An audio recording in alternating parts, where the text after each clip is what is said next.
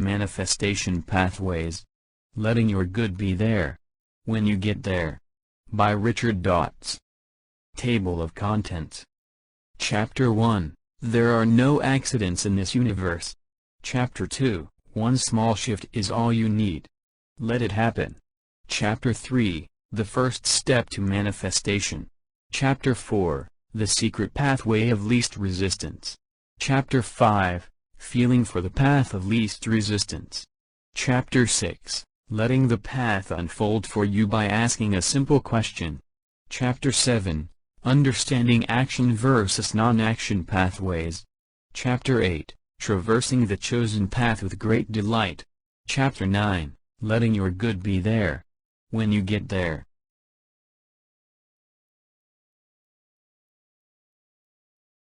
Chapter 1. There are no accidents in this universe. I was involved in a minor car accident a few weeks ago. The driver behind me misjudged their steering angle while changing out of our lane, and scraped my rear bumper. While no one was hurt, I could not help but think about whether I could have avoided the inconvenience in some way. I started coming up with various possibilities. Perhaps if I hadn't braked to let that bus in, the accident could have been averted. Perhaps if I had left the store earlier, that car wouldn't have been behind mine on the freeway. Or perhaps if I hadn't stopped for a drink on my way back, we wouldn't have met on the road. And so, endless possibilities and permutations about how the situation could have been different that day ran through my mind. Perhaps if I had invited a friend to come along with me, I would have taken her home first and not taken my usual route. As I considered each of those possibilities, I had a sudden aha moment. I realized that there was an infinite number of seemingly insignificant factors that could have been changed to avert the accident. For example, whether I stopped to pick up a particular item on the shelf that day would have affected the time I left the store, and hence where I was on the road at the time of the accident. Even the checkout line I chose that day could have played a part, for the speed of the store clerk determined the time I would have left the store. Yet all of these are only the conscious and unconscious decisions made on my part. One also has to consider the decisions made by the other driver and all others who interacted with us that day.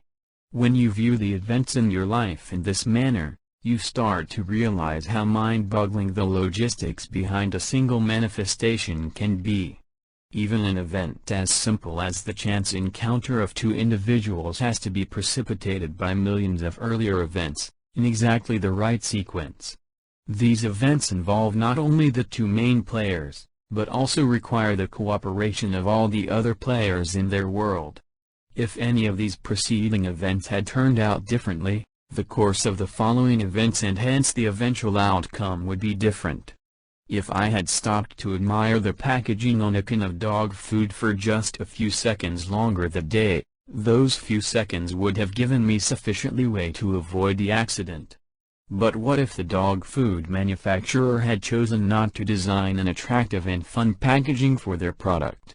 What if the store had chosen not to display it on that shelf, just in time to catch my eye? You get the idea. There is an infinite number of splitting off points which could have easily launched me into a different reality. But I was not drawn to take any of those alternative paths. Alas, I was at the perfect place at the perfect time.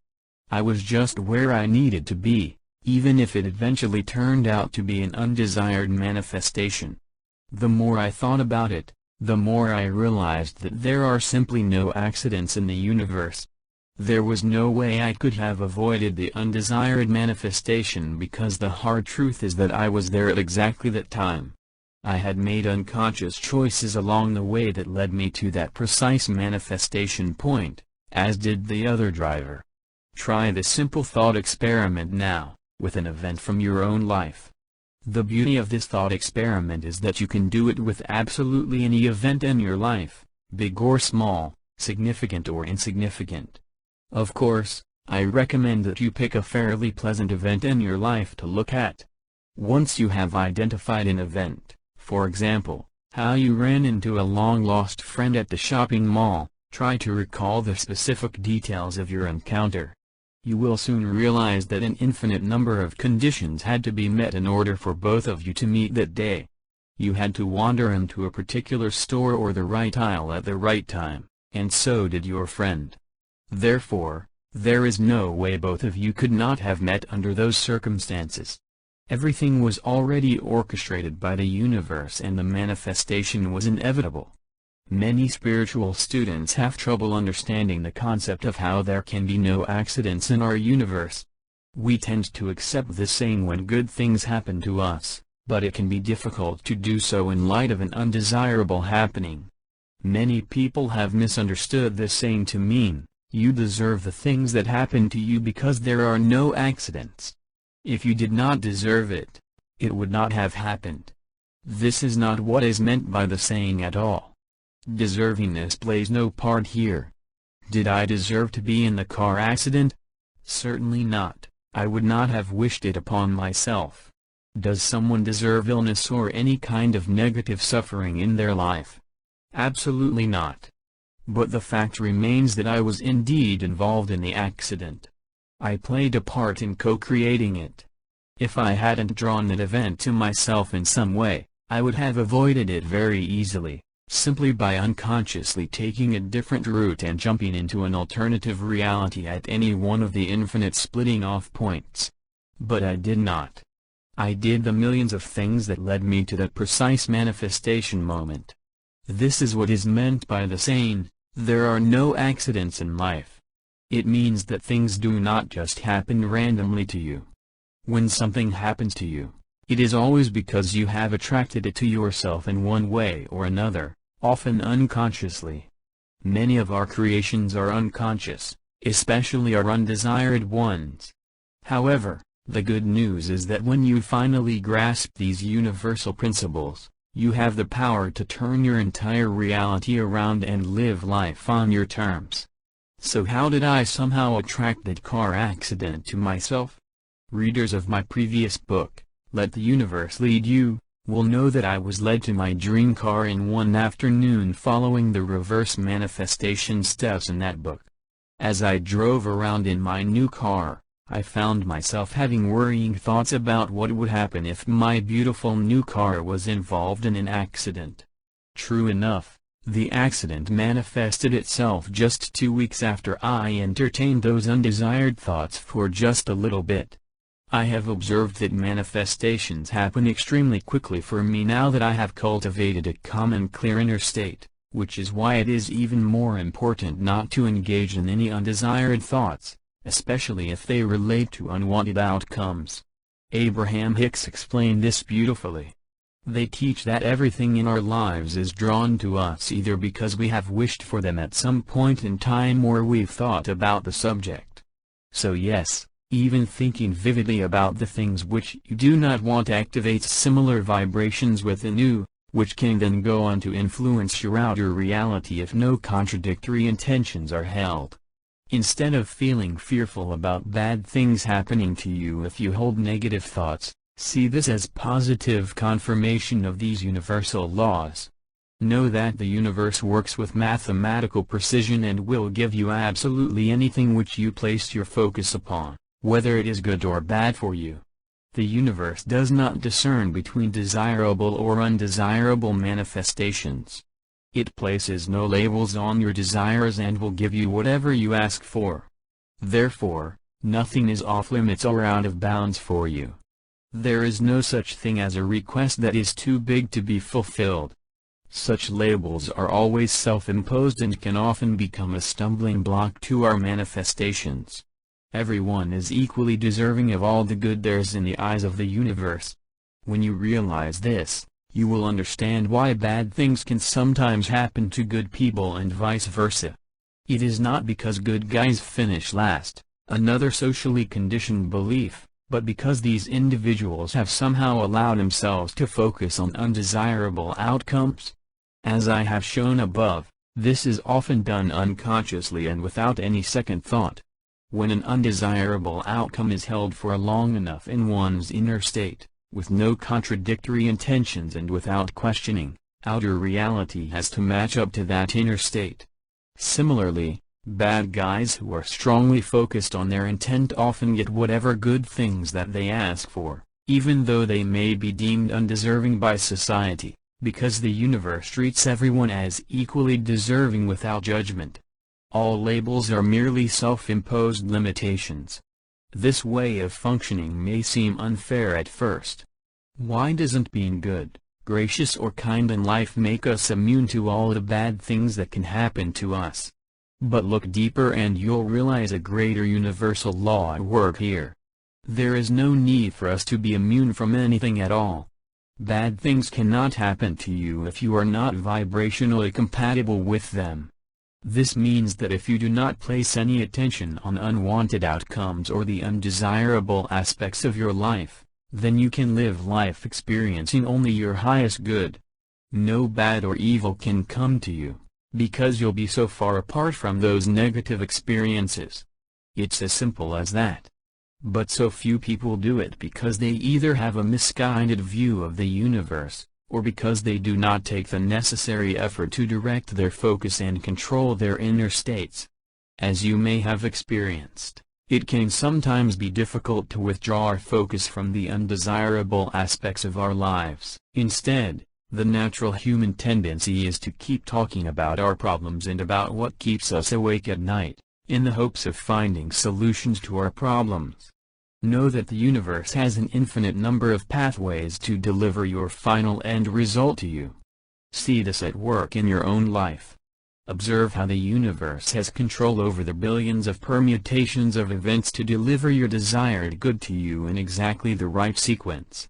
Each of the preceding events leading up to the final manifestation represents a splitting off or turning point which can lead to an entirely new outcome. Therefore, just by changing one single variable in the whole scheme of events, a whole new reality can emerge. Figuring out which pathway to take at each splitting off point is not your job. Lining up those events in exactly the right order is not your job. It is the job of the universe. Abraham Hicks likens this to having a general manager at your beck and call. They have a wonderful analogy. Imagine yourself as the CEO of a huge corporation with tens of thousands of employees, many of whom you have not personally met. Fortunately, you do not have to give instructions to each of the employees individually. Instead, you have the assistance of a capable general manager who organizes things on your behalf. All you have to do is to tell the manager what you would like and he executes your instructions by coordinating with the various departmental heads. Each time you set a new task for your general manager, he says, "Consider it done." Your life works in exactly the same way. You too have a general manager of the universe at your service, ready to help out in the fulfillment of your desires. All you need to do is to state your intentions clearly and consider it done. This general manager of the universe, in the form of these universal laws, then coordinates all the events and logistics that are necessary for your final manifestation. Think of how exhausting it would be for the CEO to supervise each one of his employees personally. That's exactly what we try to do when we attempt to control the events in our lives and figure out how something is going to come to us, often unsuccessfully. Leave all of the planning and coordination to the universe. Your job is to decide what you want and to focus on the final outcome wholeheartedly. In line with our discussion, it is no accident that this book is now in your hands. Circumstances have made it such that this is the book you are now reading and not something else. I encourage you to read the pages that follow and implement the steps that resonate with you. Within these pages could lie answers to questions which you have asked in the past and will ask again in the future. At the same time, I encourage you to cherish all the current manifestations in your life, even the seemingly undesired ones. Those are often the manifestations that shine a light on our unconscious beliefs and behaviors. They point us to self-sabotaging patterns in our own life, which when dropped, can lead us to our greater good.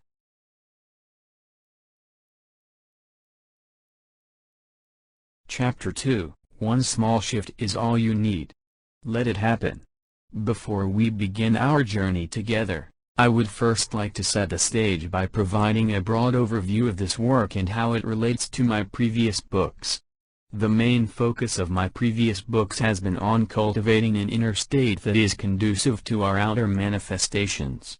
I call this a manifestative inner state, in which any intention held on the inside against the backdrop of a calm inner state quickly becomes manifest in our outer reality. In turn, I shared tips and techniques for getting to a manifestative state, most of which revolved around the dropping of unwanted worries and fears. Now that we have dropped much of our unwanted beliefs and programming, where do we go from here? How do we generate new possibilities for our future? This is where the current system comes in. I won't focus as much on the dropping of unwanted fears and worries in this book, although as always, a calm inner state is a prerequisite for outer manifestations. Instead, I will focus more on the aspects of becoming a deliberate and conscious creator.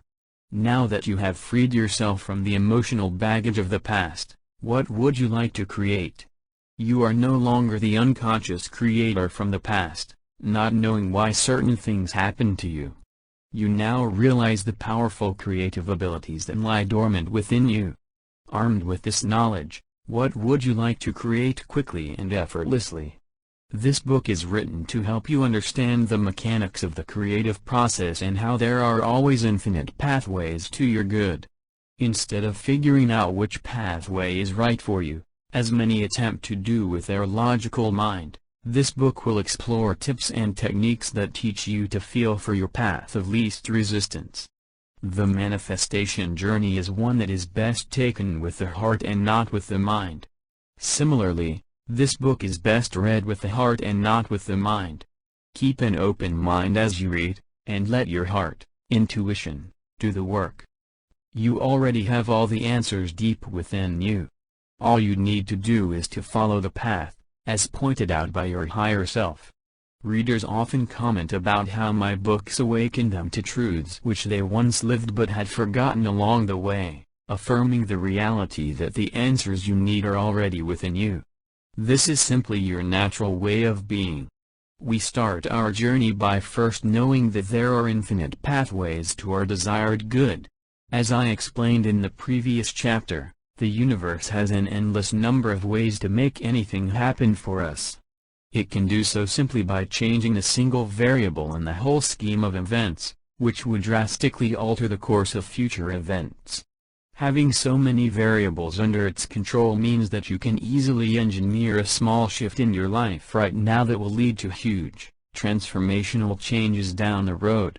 Most people are under the mistaken impression that quantum shifts have to occur in their lives in order for their current situation to change. For example, if someone is in great financial debt, the tendency is to think that they need a windfall of $1 million before their life can change for the better. This $1 million represents a self-imposed quantum leap that not only makes the person feel discouraged on the inside, but also sets up self-imposed limitations for him on the outside. In truth, the keys to the improvement of his financial situation may not be the quantum leap or miracle intervention that he so badly desires. Instead, it may be something as simple as stopping by a shelf and picking up a can of dog food. Why is that so?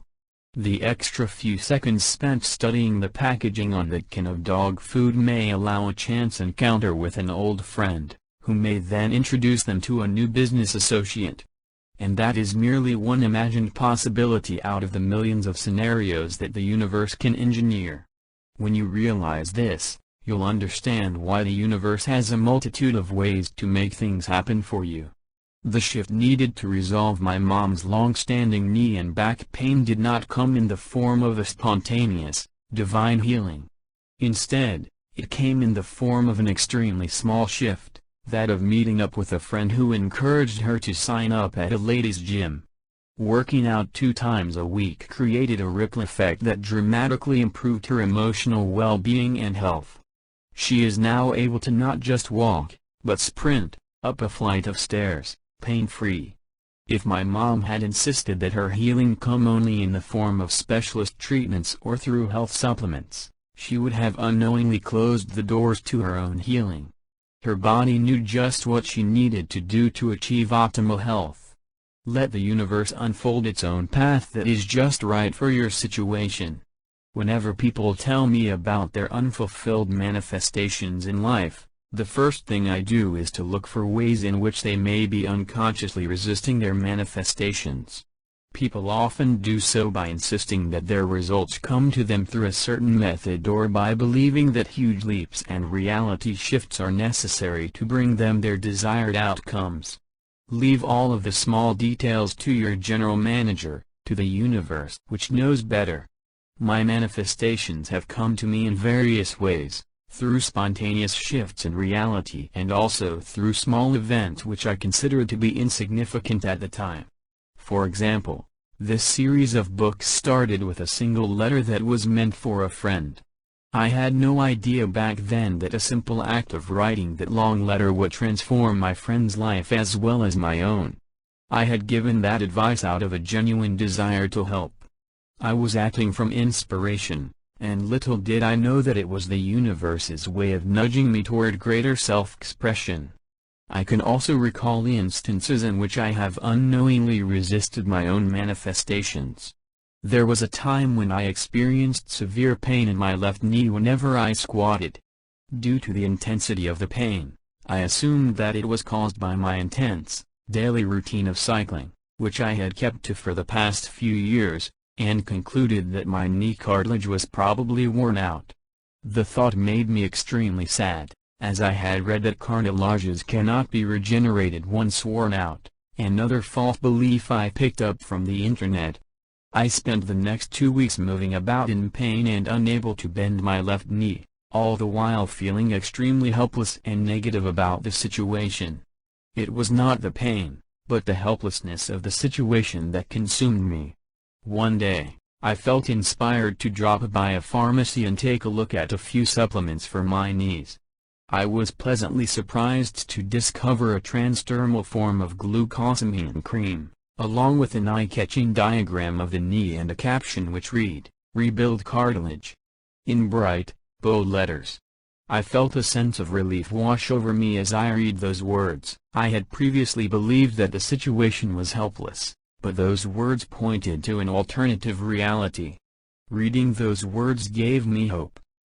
I bought the cream and 3 days after applying it, my acute knee pain disappeared. I regained my previous range of motion as if the injury had never happened. Yet I know the pain I felt was very real. The most surprising observation was that I was able to stop using the cream and still the pain did not recur. Was it the cream that contributed to my spontaneous healing, or was it something else? Of course, I am not a qualified physician and this book is not meant to be a substitute for any medical advice. However, I now recognize that my refusal to believe in any alternatives back then led to the perpetuation of my old reality. I had erroneously believed what I had read on the internet and allowed myself to sink into a state of helplessness and depression. This was a self-imposed limitation caused by the closure of my mind to possible options or alternatives. I also know that the glucosamine cream did not heal me directly. Rather, it was my willingness to entertain an alternative reality that led to the final manifestation of healing. The moment I opened my mind to the possibility of healing and focused on healing, my body began to do whatever was necessary to return me to a state of perfect health.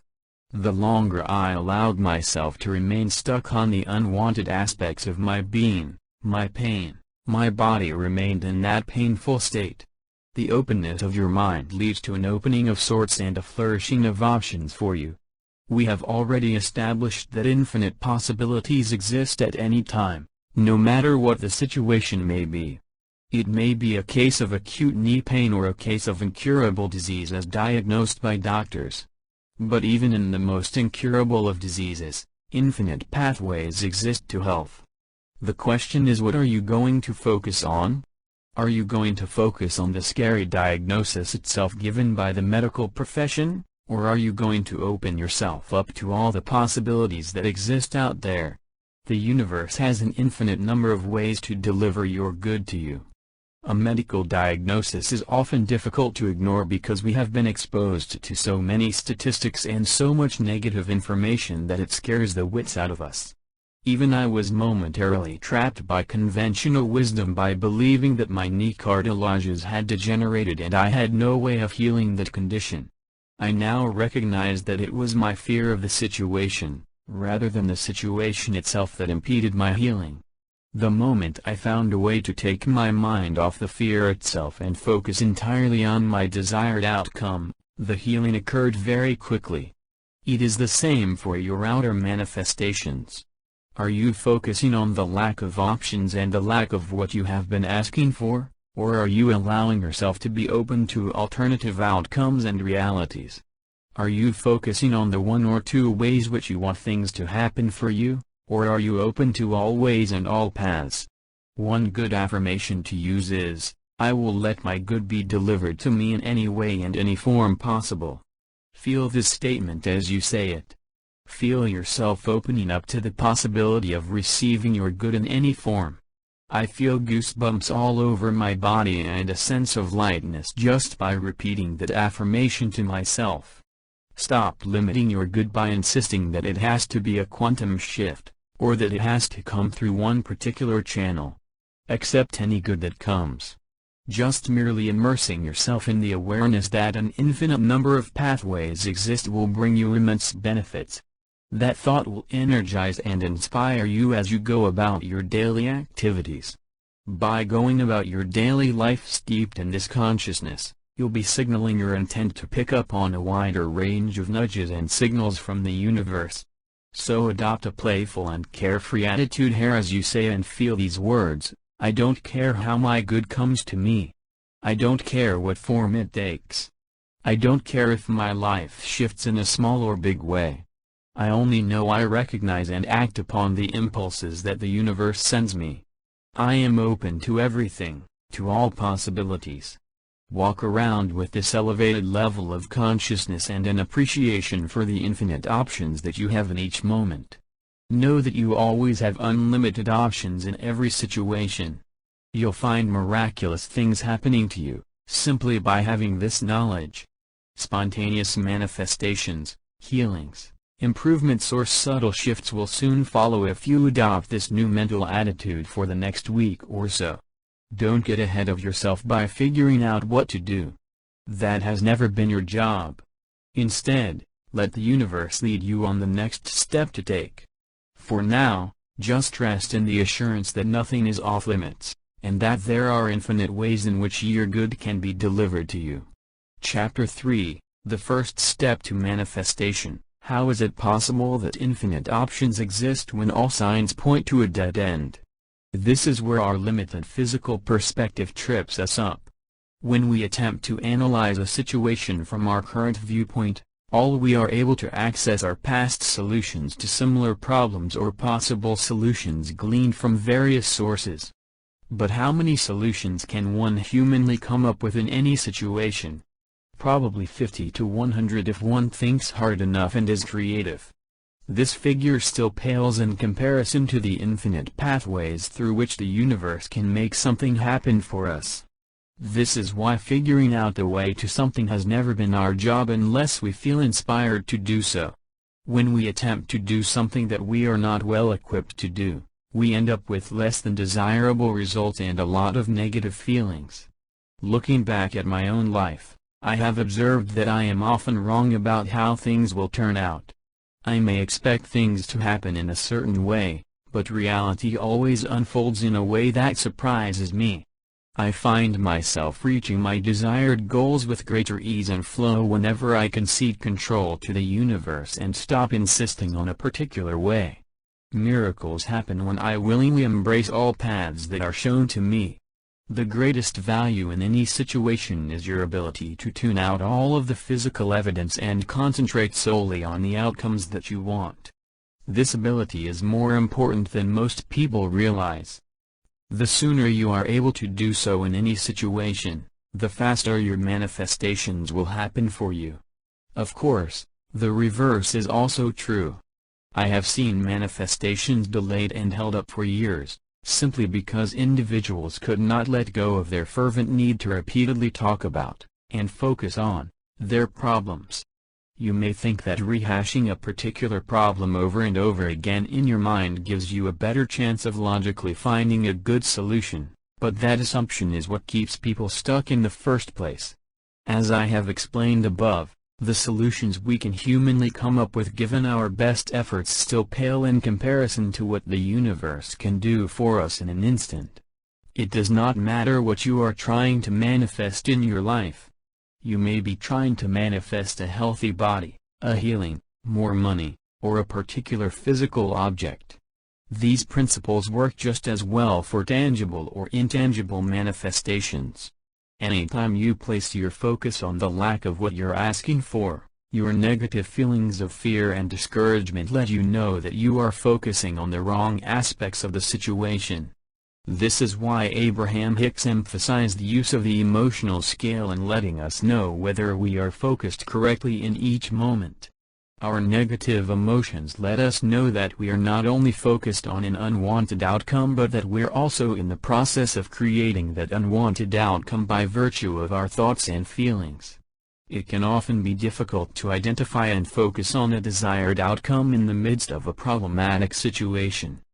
The most common scenario where this occurs is during a physical illness, in which the acute physical symptoms constantly remind an individual about their current undesired reality. For example, an individual may be in constant pain or may suffer from a restricted range of motion. Or there may be other symptoms that constantly remind them about the illness. It is under these conditions that focusing on an alternative, more desired reality will become particularly difficult. But it is even more important that one finds a way to do so under such circumstances, otherwise it will be difficult for healing to occur. I experienced this firsthand during my 2-week bout of knee pain. The fear of aggravating the pain was very much active within myself, so much that I was careful not to sit or squat in a particular way that would aggravate the pain. This is a classic example of how physical symptoms can impede the healing process. By being reminded of my pain for most of my waking hours, I was focused on an undesired reality most of the time, and hence unknowingly perpetuated more of that undesired reality. It is a similar situation for individuals who find themselves in constant discomfort.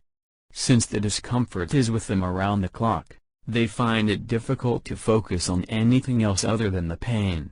One good remedy in these situations is to find ways to distract oneself from the pain, for example, by being engaged in an activity which one enjoys greatly. Watching funny videos can be a great distraction from physical discomfort. In other words, any activity that softens our focus on the undesired reality will be of great value. In accordance with these universal laws, people often find their physical situations improving once they reduce their focus on the undesired aspects of their reality. What I have just brought up above is an example on one extreme end of the scale, in which a person is continually bombarded with reminders of their undesired reality and has no choice but to face it. Fortunately, most of us are not in the same situation. We are not forced to confront an undesired physical reality with signs that are too big and too difficult to ignore. The good news is that you actually have considerable leeway in most of life's situations. You actually have complete freedom in deciding what you want to place your focus on in each moment. Let's suppose that you are trying to manifest a fulfilling relationship. Of course, the absence of a lover can be particularly conspicuous if you keep focusing on the fact that you are alone, and that there is no one to accompany you to various activities. However, you can just as easily choose to exercise your ability to focus in other ways. For example, you can deliberately seek out and immerse yourself in solitary activities that do not require a partner. When you do so, you soften your focus on the current undesired reality, the lack of a partner, and shift into a more neutral state. Withdrawing your focus from an undesired reality is the first step to manifestations. Some people have found success by acting as if something is already manifested. The reason why this works is because it cleverly redirects our focus from the current undesired reality toward our desired reality. For example, by acting as if your lover is already in your life and making the bed for both of you, you start placing your mental energy on a presence rather than the absence of a lover. This subtle difference in where you focus on the inside can make a huge difference to your manifested outcomes on the outside. As you become more proficient at using your creative focusing abilities, you will realize that most problems in life are caused by scattered focus and misplaced thought energy.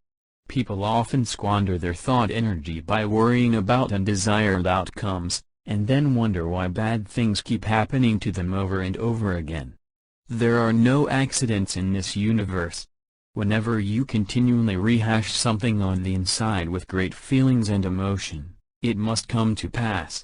A good example of this happened during my early days when I was trying to manifest more money for myself. Instead of placing my focus solely on the desired outcome of becoming financially wealthy, I instead chose to constantly worry about how little money there was in the bank. Although I was not living in poverty or debt, my thoughts constantly went back to how I did not have enough money in my bank account. Looking back, those beliefs were entirely self-created and self-perpetuated. Although creditors weren't knocking at my door, and I had enough money for my meals and living expenses, I still managed to create the false impression for myself that I did not have enough. Placing my mental focus on this false impression perpetuated my undesired reality, although I was not conscious of it at the time. It was only later on, after understanding these spiritual principles, that I saw how I was actually creating negative impressions all those years. As you go about your daily activities, develop a heightened awareness of how you feel on the inside. Anytime you feel negative emotions or discomfort, immediately look within to identify the reason for feeling that way. I am not advocating that you dwell on the source of your negative feelings, rather, just become aware when negative feelings crop up for you. Those negative feelings indicate that you are focused on certain undesired aspects of your reality. Let's suppose that you feel a sudden sense of worry as you are in the shower. Instead of brushing that feeling aside and suppressing it as most people tend to do, examine the feeling closely by focusing inwards. What are you feeling worried or fearful about? You'll find the answers coming to you if you are willing to ask. For example, your inner voice may say, "I am feeling worried about not having enough money to pay my bills." Aha! You have just uncovered a very valuable piece of the puzzle. Your worried feelings have just alerted you to the fact that you were focused on an undesired outcome, that of not having enough money to pay your bills. Had you allowed that negative feeling to continue, you would have been closer to manifesting that undesired outcome. Thus be thankful to your negative feelings for shining the light on how you are miscreating in each moment. Instead of dwelling on that worrisome outcome, immediately ask yourself this question: what is it that I want in this situation? In the beginning, and especially if one is prone to negative thinking, it can be difficult to quickly identify your desired outcomes. However, this becomes easier with frequent practice. Very soon, you'll be able to switch your focus and clearly state your desired outcomes, even in the midst of challenging situations. Here are 4 examples of undesired situations and their corresponding desired outcomes. Note that different individuals may come up with different desired outcomes in each case. See if you notice a trend in each of these pairs. 1. Undesired situation: I am afraid I'll run out of money. My desired outcome: peace about my finances. 2. Undesired situation: there is no cure for my condition and doctors can't find the cause of it. My desired outcome: perfect health. 3. Undesired situation: I can't stand working with Mary. She makes my life difficult and makes me look bad in front of the bosses. My desired outcome: a harmonious working relationship and environment. Notice how there is no need to specifically mention Mary in the desired outcome. This outcome means that everything and everyone, including Mary, will be well taken care of. 4. Undesired situation: I can't stand driving my old car. It is always breaking down and needs expensive repairs. My desired outcome: easily afford a new car. In each case, the undesired situation describes the undesirable aspects of the current reality that you have allowed yourself to dwell on. You know you are focused on these unwanted aspects because of the negative feelings you feel on the inside. This is the purpose of our negative feelings, in that they let us know when we are in the process of creating our undesired outcomes. Once you have been alerted to the fact that you are negatively focused, immediately identify a corresponding desired outcome and state that outcome in as few words as possible.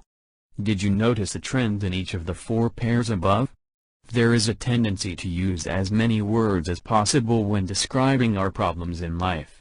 That's why people are usually happy to elaborate upon and provide a lot of detail about their problems.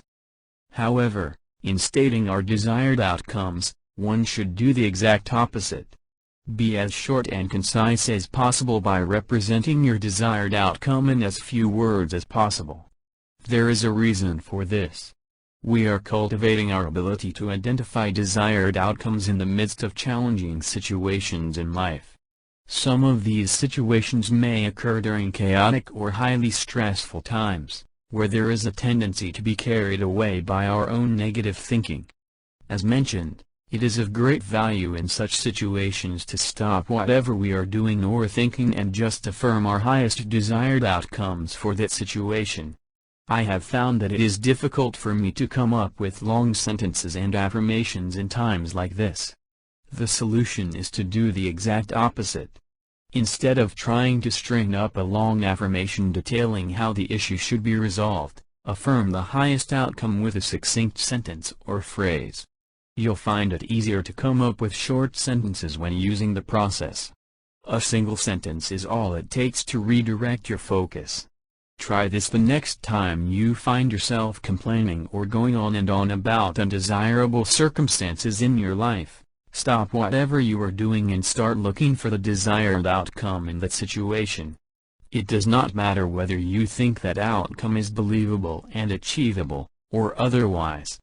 Remember that the universe has infinite pathways to deliver your good to you. All you need to do is to identify what it you want and state it. Then gently state your desired outcome in as few words as possible. Notice how your focus automatically shifts the moment you do so. It always does. The moment you direct your mental focus toward another aspect of the issue, the solution and not the problem, you immediately start the process of manifesting the desired outcome. But as long as you are focused on complaining about how undesired or unjust the situation is, you'll keep attracting more of the same. Deliberately shifting your focus is the first step toward conscious manifestations in your life.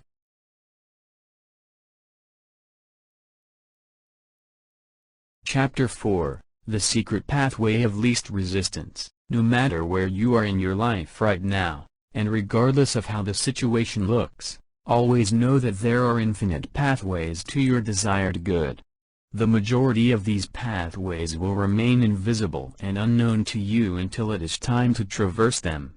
The right path will be shown to you by the universe.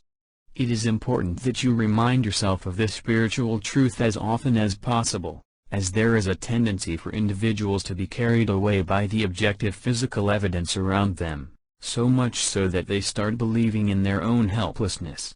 Spiritual masters know better than to believe in the physical world around them. They know that physical phenomena, no matter how real they seem, do not arise spontaneously by themselves. Rather, everything that exists in our outer world today is the result of a corresponding thought form that first existed in our spiritual, non-physical, inner worlds. This is also the reason why spiritual masters often refer to physical reality as an illusion.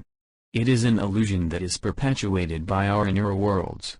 If we take a leaf from the book of these spiritual masters, then we know that the place to look when correcting any undesired situation in our lives is not on the outside. We do not try to influence physical people and events in order to correct undesired situations. That will just be tinkering with the effect but not the true cause.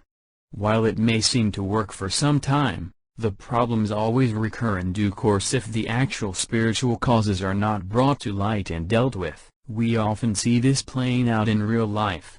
An individual who has trouble with their co-workers at their old company finds their new co-workers behaving in exactly the same way. A new lover repeats exactly the same behavioral patterns as the old one, and so on. Unless the true spiritual causes of a situation are dealt with, a person will keep attracting the same undesired situations in life by virtue of the same thought patterns that are repeated on the inside. The cause of everything lies in our inner states. When we go right to the cause and work with the subtle energies at that level, everything in our physical reality straightens itself out. Therefore, if there is a delay in your physical manifestations, don't look to the physical world for your answers. The answers are not there, although they may seem to be. The physical world often gives us a lot of false information and confusing signals, thus compounding the initial issue. The true solution does not lie in taking a particular action or trying out a secret technique that has somehow been withheld from you. The solution, along with the answers to everything else, lie within you. If you are willing to look within for these answers, they will be shown to you.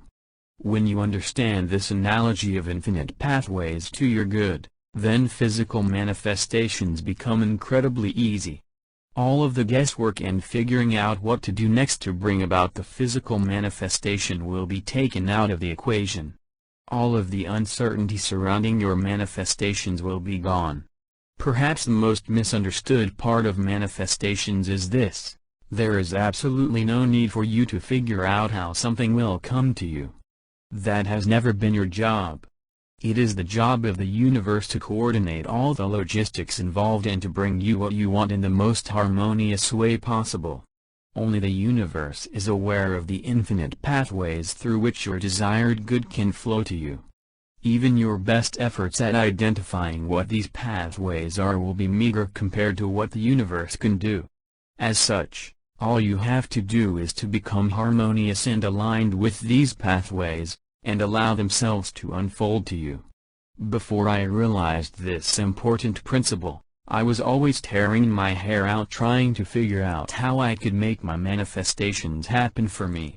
I was always preoccupied with methods and techniques that I could use to make them happen faster. I did not know that what I was doing was tinkering with the how, which was never my job in the first place.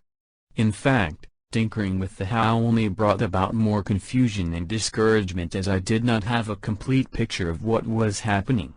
All of the resulting negative feelings only led to more delayed manifestations. Nowadays, I adopt a very different view of manifestations, something I have been sharing in all my books. All I do now is identify what I want, before turning deep into my inner state and planting that intention there on the inside.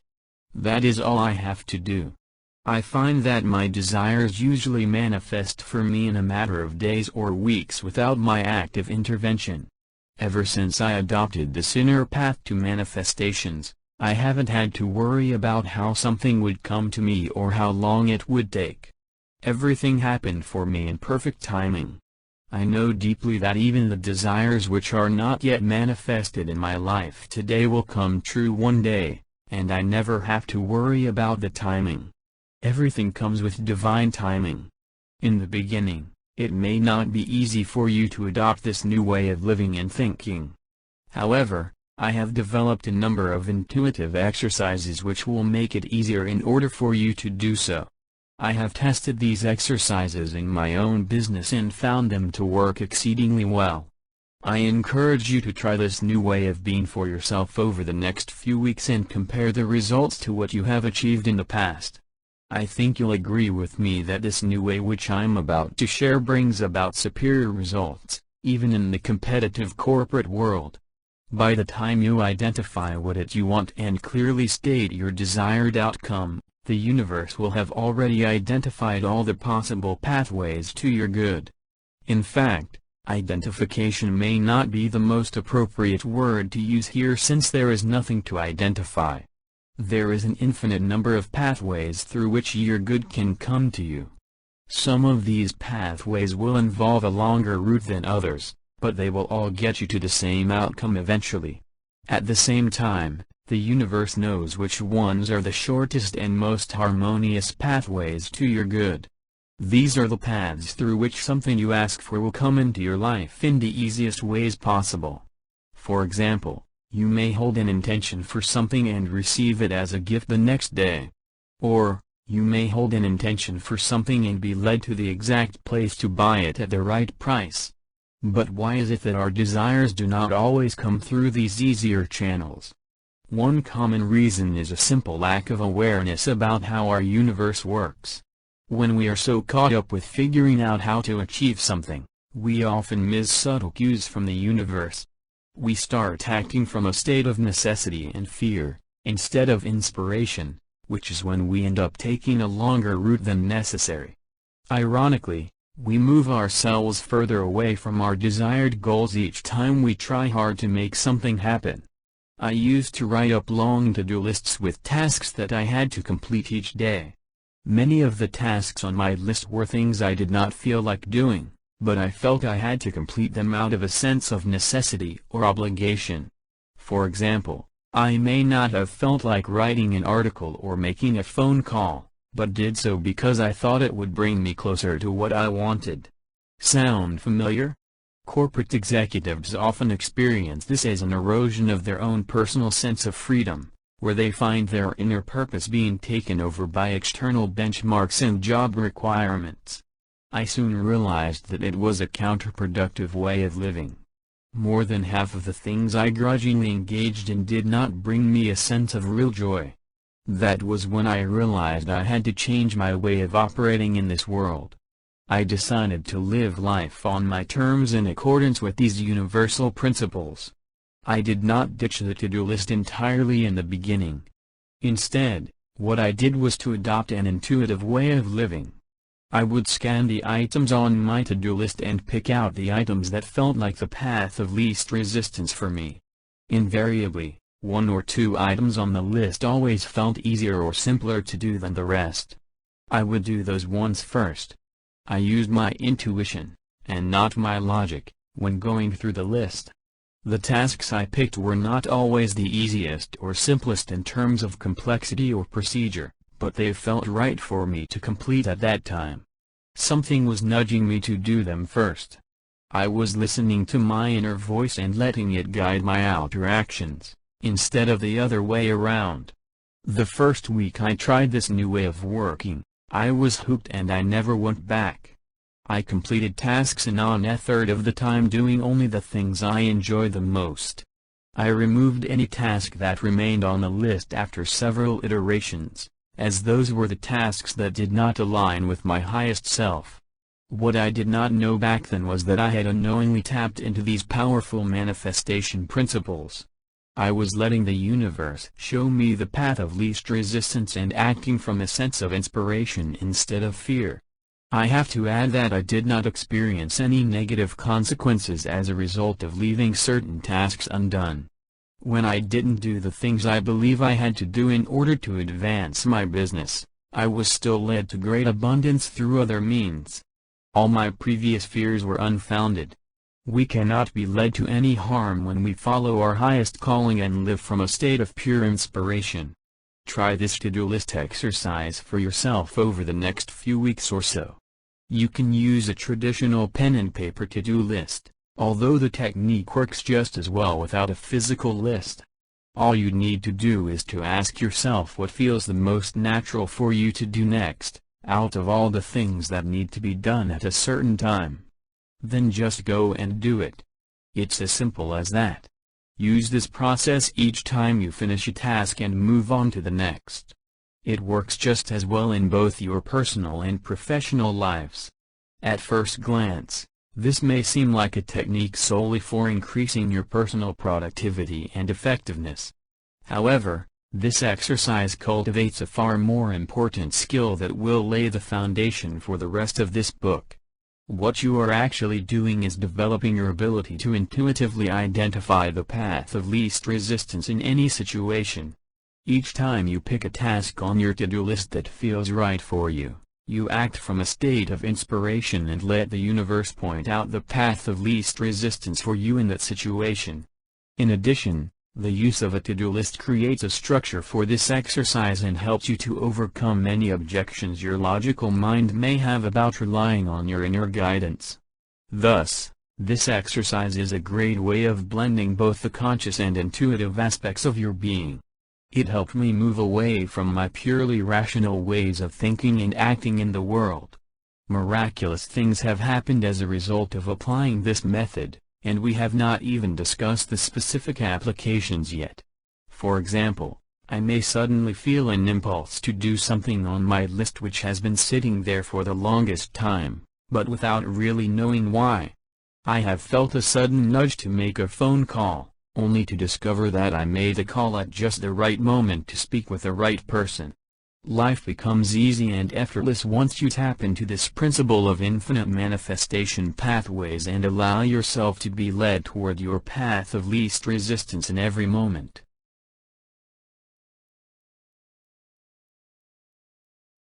Chapter 5, Feeling for the Path of Least Resistance. In the last chapter, I described an exercise that can strengthen your intuitive abilities to feel for the path of least resistance. Why is it so important to feel for this path, as opposed to using your logic to figure out which action you should take next?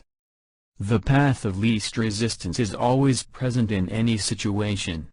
No matter where you are in life right now or how your current situation seems, there are always a few paths of least resistance which you can easily take.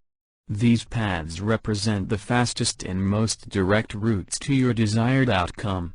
In most cases, our logical, rational minds prevent us from taking these paths because of its limited perspective and unconscious limiting beliefs. For example, we may unconsciously hold the belief that life is a struggle or that physical ailments take a long time to heal. These unconscious beliefs, as innocuous as they seem on the surface, prevent us from recognizing and following the steps that lead to our greatest good. Many people wonder why they have such a difficult time manifesting more financial abundance in their lives. A closer look at their unconscious programming often reveals the following beliefs. It is difficult to make money. Money is difficult to come by. My current circumstances do not allow me to increase my income. I have no time to explore other options. While these beliefs sound like innocent statements, they prevent an individual from recognizing their paths of least resistance even when these paths are laid out right in front of them. In my earlier work as a consultant, I often met with entrepreneurs who lamented the lack of opportunities in their industry. They would often tell me how everything has been done to death in their field, and that there was a lack of greener pastures into which they could expand. However, as an outsider to their business, I was able to look at their field and come up with all sorts of profitable new possibilities. I was able to do so not because I was smarter or more experienced than them, but because I actually knew next to nothing about their industry. My fresh eyes allowed me to bypass the usual blind spots and limiting beliefs that tripped them up. Putting my ideas into action while guided by their expertise led to new possibilities, which in turn opened up more doors for their business. Thus the creative cycle perpetuates itself in business, led by entrepreneurs who are willing to explore new ways of doing things. The same thing is happening in your life right now. You are so familiar with your current ways of operating in this world that everything seems to be cast in stone for you. You may have done things in the same way, and for the longest time, that you no longer question your actions or underlying assumptions. You just go through the motions each day. If you stopped to question your thinking even for just a single moment, you would be shocked at how much of what you currently do has no practical basis at all. You simply do it because that is the way that things have always been done in your family or in your community. I am not advocating that we all become renegades this very moment and start acting out of line. What I recommend instead, is that you start a spiritual revolution on the inside. Adopt a completely new way of operating in this world based on these spiritual truths, and a new way of life shall emerge for you. Not only does this new path take less effort than before, but you will also achieve your goals in a much shorter time, and with much less stress and emotional turmoil. Since applying these manifestation principles in my life, I have completely removed stress from the equation. I no longer feel stressed out by the circumstances in my life, because I know that any time I begin to feel stressed out, it is because I am getting ahead of myself by doing something which is not my work. Your work is to identify what you want and then hold a mental picture of that outcome clearly in your mind. We covered how to do this in Chapter 3. After you have identified your desired outcome, you then start feeling for the path of least resistance in any situation. I gave you a taste of how this feels in the previous chapter, where you applied the process to your daily to-do list. Now that you have experienced the basics, let's apply them to your life and your actual manifestations. If I had asked you to feel for the path of least resistance outright, many people would have rejected this method, as it is not how we have been taught to function in life. Most people feel more comfortable thinking about what their path of least resistance should be as opposed to feeling for it. However, this way of living hasn't brought you happiness or everlasting success in all this time. If it had brought you some results, those results would have been accompanied by a lot of stress and emotional pressure. I know, because I have been through that way of living myself. A logical way of living where you try to figure everything out by yourself, wears you out, and is against the flow of the universe. Think back to the earlier to-do list exercise, which I hope is a mainstay in your life by now. The exercise is meant to illustrate a few important principles. You will realize, after trying the method for some time, that the action you feel inspired to take is not always the action that you think you should logically take. In other words, the paths you arrive at when you use your logical mind and your intuitive guidance are often different. Very rarely do they converge. Another way of saying this is that your heart and your head often give you different directions. If so, which one should you follow? Spiritual teachers have often taught that when our head and hearts are in conflict, we should always go with our heart. I probably read this piece of advice about 1,000 times and yet still found it difficult to put into action. After all, my head was giving me many good, sound and logical reasons to base my decision upon, while my heart could give me no good reasons, other than a mere good feeling on the inside. And so for the first part of my life, I went with my head most of the time.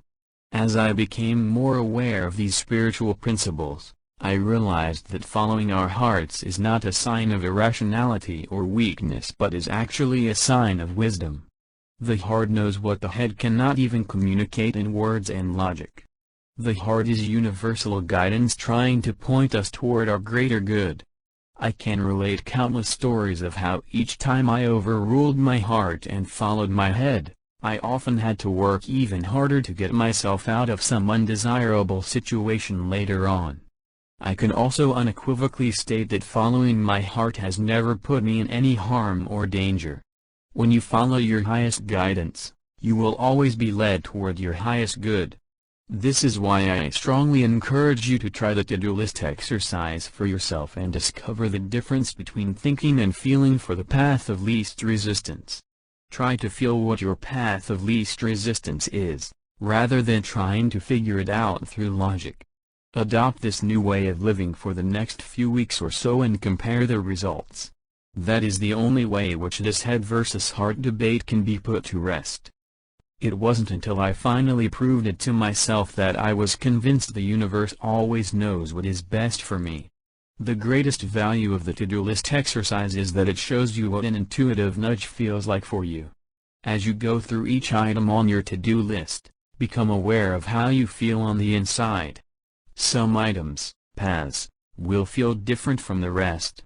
For example, when I think about a task which I do not feel like doing, I immediately feel a tightness in my chest along with a sense of heaviness and inertia. That is my body's unique way of letting me know that I am not acting in accordance with my highest good.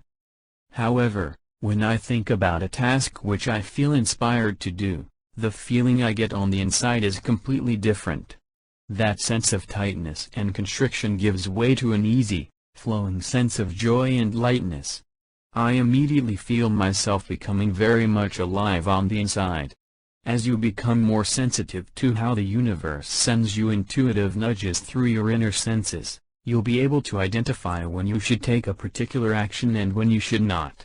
The to-do list exercise gives you the opportunity to feel for these differences many times throughout the day.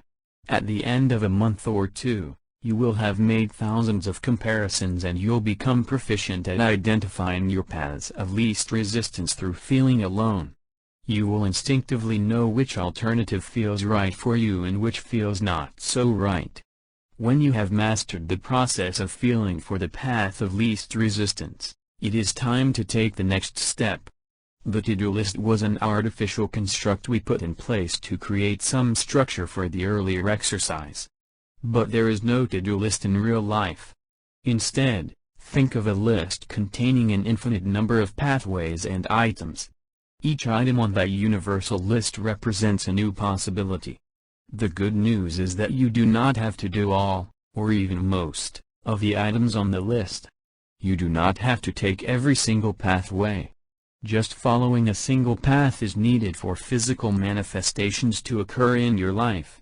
The universe will show you the appropriate steps to take at just the right moment. To feel for the path of least resistance toward your manifestations, it helps to first settle into a calm and peaceful inner state. Close your eyes and focus on your breathing. I like to take 3 deep breaths before I turn inwards, inhaling fully and exhaling slowly while letting my physical body relax. I take as much time as necessary to get myself into a relaxed and peaceful inner state. When you are completely at peace and relaxed, gently bring your desired outcome to mind. It helps to work with only one outcome or intention at a time. Some people bring this desired outcome to their mind by repeating the outcome statement identified earlier. For example, you may use "peace about my finances" as the statement to symbolize your desired end result about your finances. There is no need to describe your desired outcome in overwhelming detail. When you do so, you are going into the details about the problem and imposing your own limitations on the situation. If you are in financial debt, it is more than sufficient to affirm "peace about my finances" and leave it at that. There is no need to say, "I intend to have a supplementary income of $5,000 a month to pay off my debt and an additional $2,000 for living expenses every month." That would be going into too much detail about the undesired situation that you want to get rid of. Furthermore, the universe knows better than you do. The pathway to your intended outcome may not be the supplementary income which you have imagined. Resist the urge to state what you think would be the solution to your perceived problems. Similarly, if you experience physical ailments in your body, it is sufficient to affirm perfect health and leave it at that. Use the words that feel right for you. There is no need to say, "I wish for the pain in my knee to be gone and my back to stop hurting. I intend for the new nutritional supplements to work for me." Do you see how by going into such great detail, you have dictated that your healing only comes through the pathway of consuming nutritional supplements? So don't limit yourself in this manner. Open yourself up to any and all possibilities. That is the most powerful way toward your physical manifestations. Immediately after affirming your desired outcome statement, relax and feel for the pathways that present themselves to you. Again, the difference between figuring something out using your rational brain and feeling for a solution will be subtle at first. You may think a particular solution has just popped up intuitively for you, when in fact it may be something conjured up by your logical self. This is when the earlier cues from the to-do list exercise come in handy. If you pay close attention, you will feel the difference between a solution that is arrived at through logical reasoning and one that is presented to you from your higher self. Just gently let any logical or intellectual solution go. Your intellectual mind may instinctively try to solve the problem the first few times you try this exercise. However, as you become more proficient at quieting the rational mind chatter, you will find intuitive solutions floating more freely up to your conscious awareness. These are the pathways of least resistance for you. The purpose of this inner exercise is not to actively come up with solutions or to make anything happen in your life. Rather, it is to allow the pathways of least resistance to present themselves more clearly to you out of the myriad of possibilities that exist.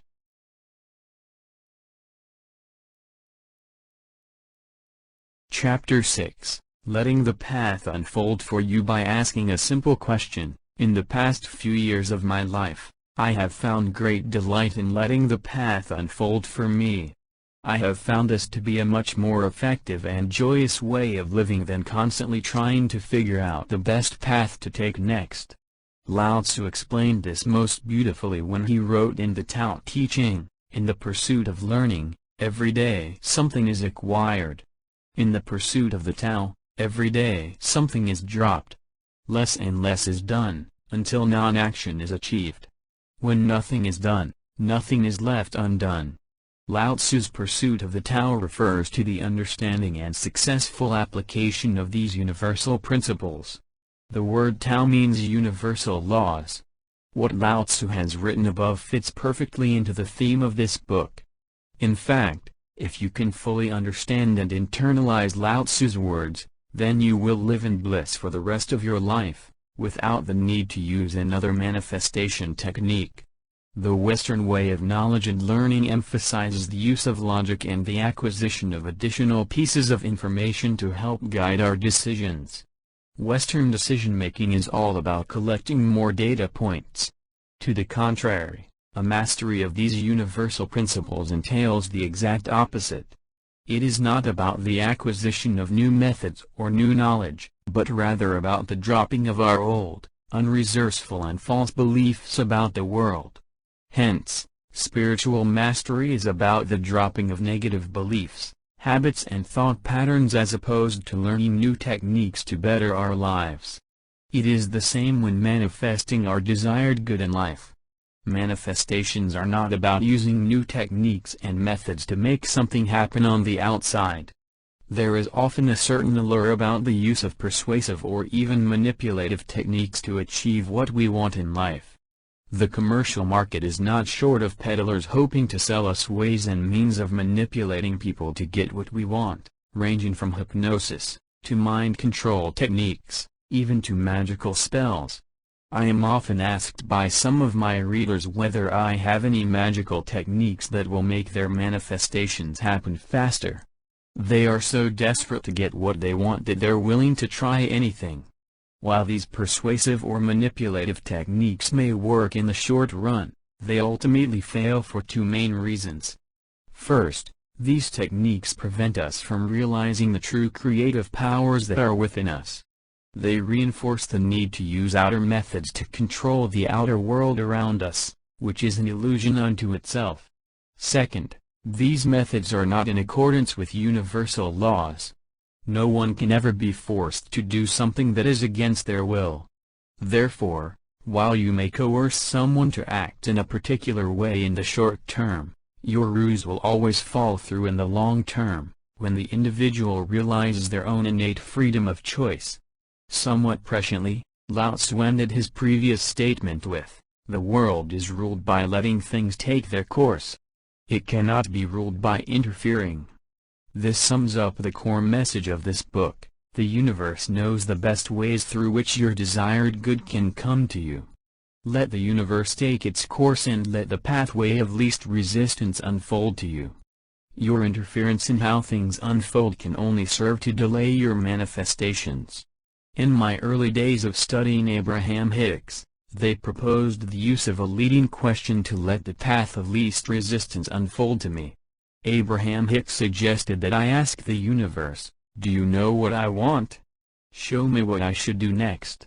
I always found their suggestion absurd and preposterous, as if the universe would answer me personally. It was only in later years that I realized the immense power of this practice. In my early days, I was trying to use the above statement while feeling a lot of negative emotions, as if demanding the universe show me what I should do next. I was demanding concrete proof of my manifestations from the universe. Of course, asking the universe under those circumstances yielded no answers, only more frustration. The universe can only give us what is in harmony with our dominant feelings and intentions. However, as I loosened up over the years and let my deep sense of worry go, I began asking the question above in a playful, childlike and detached manner. It's as if one is asking a lover somewhat flirtatiously, "Do you know what I want?" Surprise me. This is the carefree and delightful attitude which we are going for here. I have also found that you do not even have to physically ask this question in words. Some people may find it more effective to say the above sentence out loud, when you're alone, of course, throughout the day.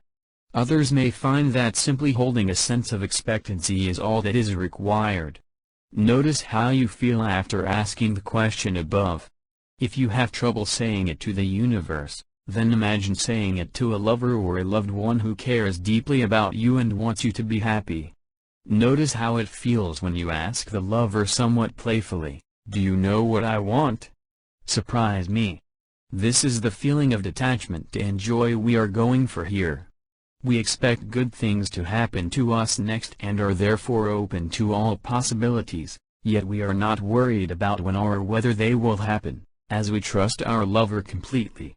Once you capture the emotional essence of this question, ask the same question to the universe.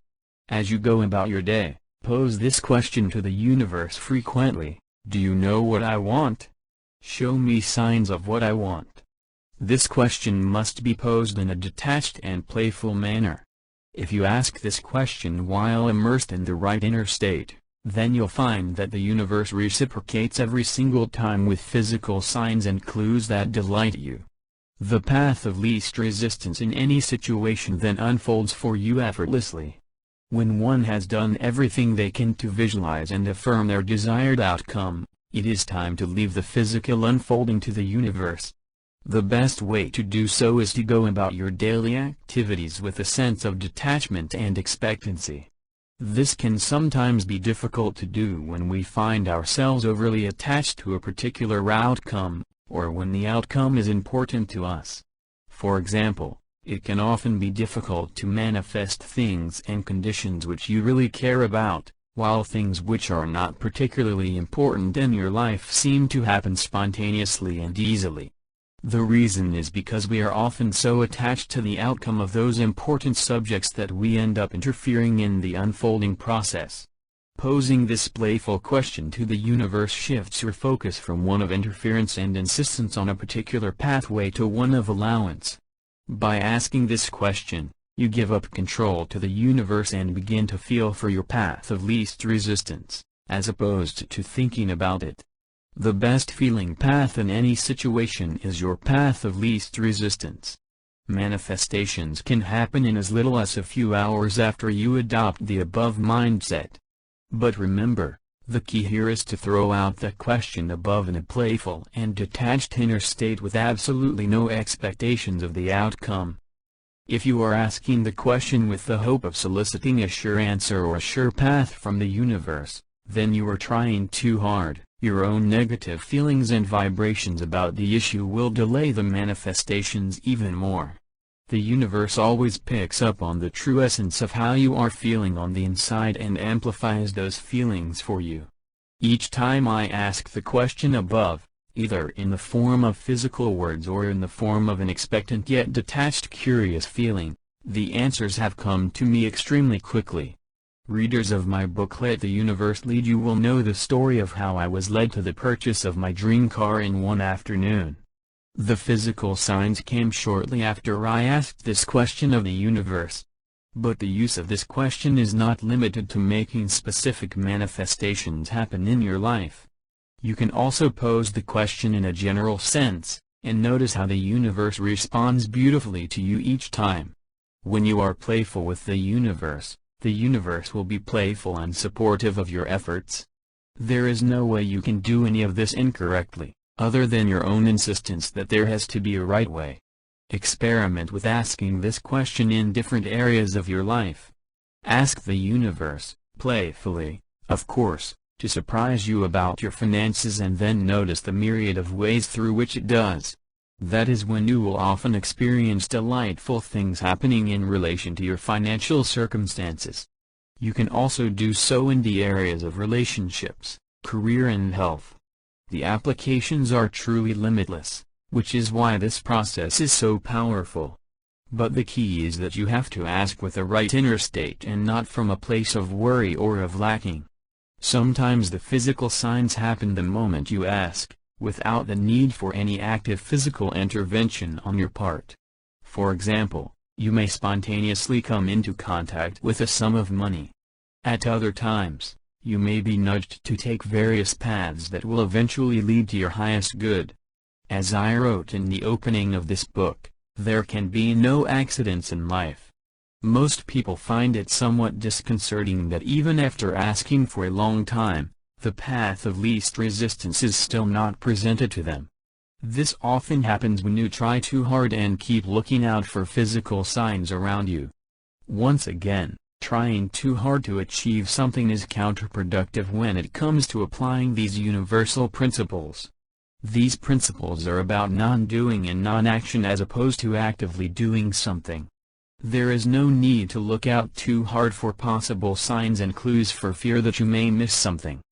When the universe has something important for you to act upon, you will know it, and the universe will keep nudging you in the right direction until you know it. Many people tell me that nothing is happening in their lives despite asking so hard for what they want. In every case, the reason is because the individual has still not learned how to let go of his need to figure out the solution for himself through active thought. Let go of your need to actively and logically think of a solution. Even the sharpest mind does not know all the possible pathways as completely as the universe.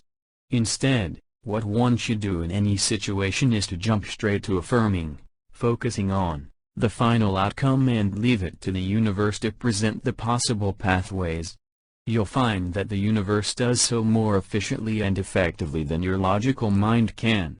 As you go about your daily affairs, you may feel a sudden inclination or nudge to take a particular course of action. When this nudge happens, check within to see how it makes you feel. Do you feel a sense of dread and inertia, or is there a sense of lightness and joy surrounding this particular suggested action? A sense of underlying inertia usually suggests that the nudge is not from the universe, but merely a pathway conjured up by your logical, reasoning mind. On the other hand, a sense of lightness and joy in which everything feels right for you points to higher universal guidance. If you'll just follow that nudge and act on it, then nothing can go wrong for you. The differences between the two are usually subtle, especially in the beginning. That's why the purpose of the to-do list exercise was to help you effectively discern between these two types of inner feelings quickly. You'll soon be able to tell when a pathway is one that has been conjured up by your logical mind, and when you are receiving inspiration from the divine. Once again, thinking and logic play no part in any of this. Always pay attention to your feelings and notice the differences in how you feel on the inside when you think about each pathway.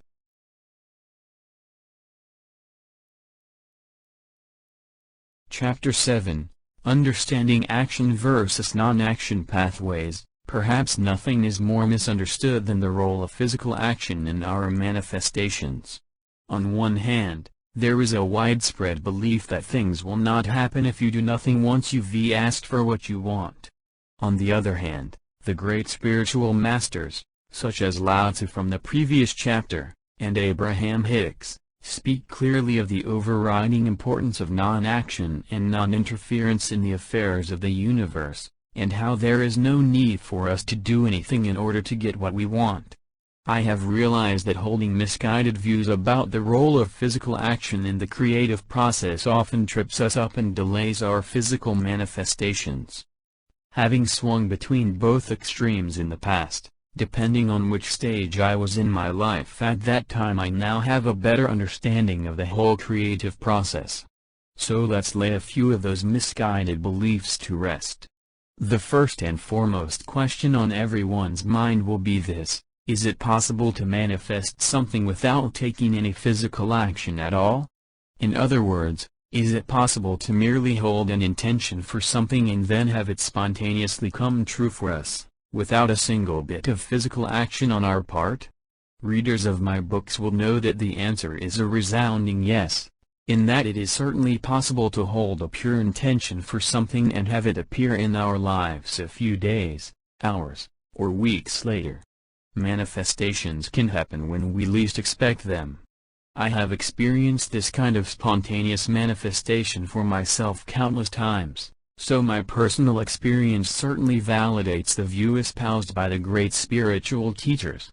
One of my favorite examples of this kind of manifestation is receiving an unexpected check in the mail, something which I did not have to physically work for. Such checks in the mail are regular occurrences for me now. Another of my favorites is rescheduling or canceling an appointment without having to pick up the phone to inform the other party or discuss our availability. Instead, the other party reschedules the appointment to fit my schedule instead, without any active intervention on my part. Dr. David Hawkins writes of how his desired meal was brought to him at a restaurant, simply by holding a pure intention for what he wanted to eat and without having to physically order the meal from the waiter. Talk about a divine intervention. These occurrences are possible in our everyday lives once we are willing to broaden our beliefs about what is possible. Now let's take a look at the other extreme. Have I had manifestations come to me only after I took a particular physical action, or series of steps, to achieve them? Definitely, since there were also times in my life when I walked right into my desired good by being at a particular place at a particular time. I was inspired to take the right action at the right time, which led to the final manifestation. Someone who does not understand the laws of the universe will think that I am contradicting myself or that the universe is somewhat inconsistent. Why is it that no physical action is needed in the former case, while some physical action is needed in the latter? Instead of seeing this as an inconsistency, view it as the different pathways through which your desired good can come to you. Our good always flows to us through the path of least resistance. In turn, our path of least resistance depends on a number of factors. Most important is our inner state at a particular point in time. Therefore, depending on our level of expectancy and allowance, some of our desired good enters into our lives through shorter and more direct pathways, while some of our good may come through longer pathways. The pathways through which our good can come to us is not within our control. But what we can control is how we feel about our manifestations on the inside, our inner states. This inner state is key in determining the speed and efficacy of our manifestations. One of the ways in which we inadvertently delay our physical manifestations is to worry about how or when they will come to us. Worrying about the how or whether something will happen puts us in a non-receptive state to receive our good, which ironically closes off the more direct and straightforward pathways. Instead of spontaneously walking right into your good, you may now have to take a few more detours to get them. So what is the role of physical action in our manifestations? I would say that while physical action is present in almost all of our manifestations, deciding on the course of action to take has never been our job. Neither is taking a particular action solely for the sake of making something happen, unless one feels inspired to do so. This means that we never have to act against our will and we never have to do things that we don't feel like doing. You can be assured that these actions are absolutely unnecessary to the fulfillment of our desires. All too often, people beat themselves up by saying things like, "I don't feel like doing this, but in order to achieve that, I have to." That is a misconception about the role of physical action and how much it contributes to the eventual manifestation of your desires. The fact that you don't feel like taking a particular action means that it is not the path of least resistance for you. And while you can certainly force yourself to take it, that is not the shortest path that the universe has planned for you. This is the reason why the role of physical action in our manifestations is often grossly overstated. From our limited human perspectives, it seems perfectly logical to attribute a manifestation of something to the physical events that preceded it. But in doing so, we would be ignoring all the other parts of the equation and neglecting the power of our inner guidance and thoughts.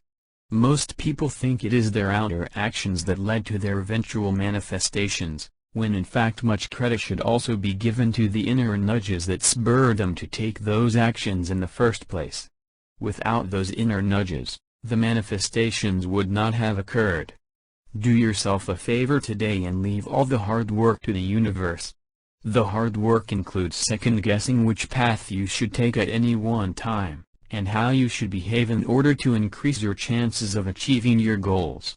The universe already knows all of that, so let it guide you and show you the way. It can only show you the way if you are receptive to its guidance, not if you are always overriding your intuition with reason and logic. This is why it is so important to quiet the rational, thinking part of your mind and let the natural impulses well up from within. These impulses will point to the path of least resistance.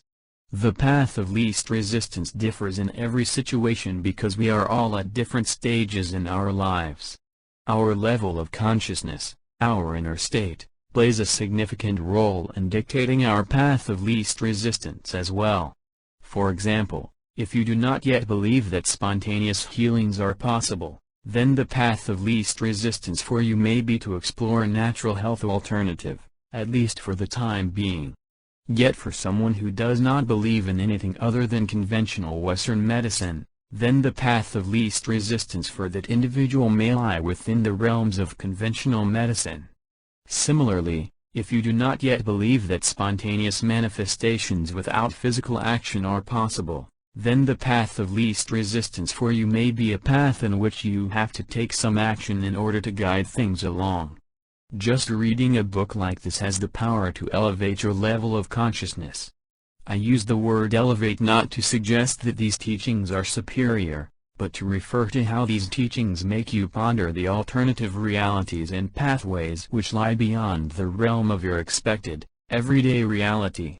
The more you are willing to entertain these alternative realities, the more you allow them to happen in your life. This is how your reality shifts. Merely by holding a possibility in mind and knowing that it is possible, you evoke an expansion of your current reality. This is why manifestation is largely an inner process of creation, as opposed to an outer process of controlling external circumstances and events. There is only so much physical effort we can take. Oftentimes, even working ourselves to the point of exhaustion accomplishes much less than what we can achieve through focused mental effort. This is why manifestations are about doing the inner work, deciding what you want, holding that outcome in your mind and then feeling for, not thinking about, the path of least resistance. In line with what we have discussed throughout this chapter, the path of least resistance may or may not be an action path. It may or may not involve any physical action. There have been instances in my life where the path of least resistance was an inner, non-physical path. For example, I often get the feeling that the time is not right for me to act on something. Although there are no physical signs to support my inner knowing, I recognize it as a sign from the universe. That is when I sit back and do nothing until I receive a different impulse on the inside. I often find that things happen smoothly for me whenever I act according to divine timing. Sometimes the path of least resistance for a particular situation may be to change the way we feel about that situation on the inside. This is another often overlooked aspect of our physical manifestations. Suppose that an individual wants to manifest more financial abundance in their life. At the same time, their consciousness is bogged down by constant worries and negative thoughts about their mounting debt. The path of least resistance for this individual may not be to take any physical actions on the outside, but to simply change the way they feel about their debt on the inside. For example, instead of thinking about their debts as insurmountable and blaming themselves for their past choices, they may start by feeling at peace with their financial situation. The path from inner turmoil to inner peace may represent the path of least resistance for them in that situation, which may in turn lead to their final manifestations of abundance. The path of least resistance does not have to involve doing something big. It can be something seemingly small and insignificant to you. But the fact that you are being called to take that path tells you there is something special about it. This is the path which the universe wants you to take. It is the path which represents the most direct truth between where you currently are, and where you want to be. I have learned over the course of many years never to second-guess the intelligence of the universe and to always focus single-mindedly on my highest desired outcome in any situation, while leaving the pathways open to the universe. You don't have to find the path. Let it gently present itself to you. The path will present itself as a gentle beckoning, a calling, where everything feels right along the way. Whatever the path may be, take it when it presents itself. Don't reject it just because it does not seem like the logical or right path to take. For example, making peace with your debt may seem like an irresponsible thing to do.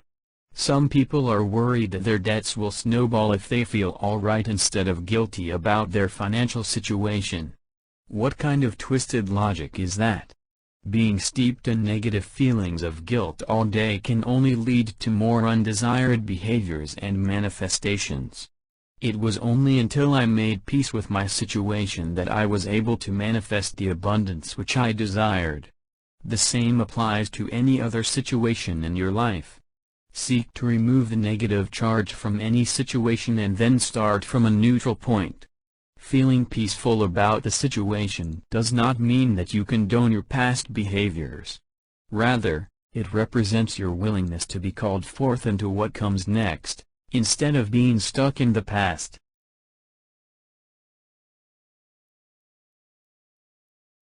Chapter 8, Traversing the Chosen Path with Great Delight.